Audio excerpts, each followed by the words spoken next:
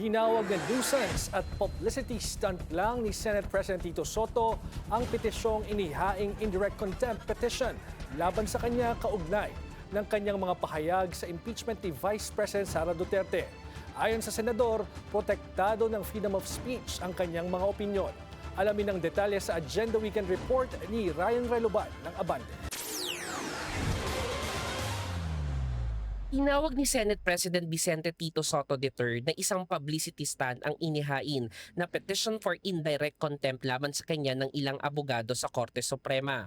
Ayon sa isang petitioners na si Attorney Ferdinand Topacio, inihain nila ang nasabing petisyon dahil sa pagbatikos nito sa ruling ng Korte Suprema na nagdeklarang labag sa saligang batas ang impeachment proceedings laban kay Vice President Sara Duterte. Anya sumobra umano ang Pangulo ng Senado sa kanyang mga naging pahayag.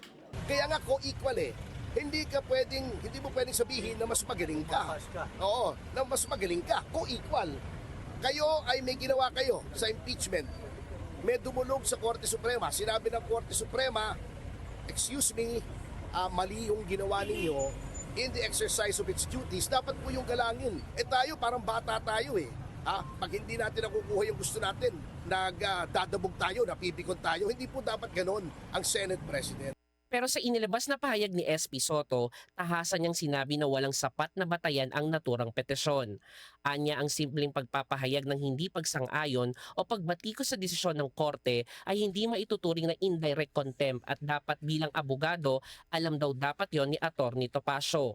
Pagdidiin pa ni Soto, malinaw sa Rule 71 ng Rules of Court na ang indirect contempt ay tumutukoy lamang sa aktwal na humahadlang o nagpapababa sa administrasyon ng hustisya.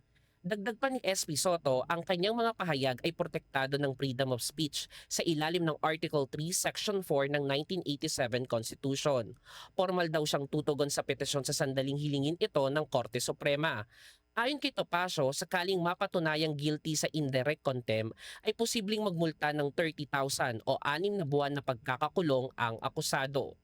Para sa Agenda Weekend, Ryan Reloban, Abante.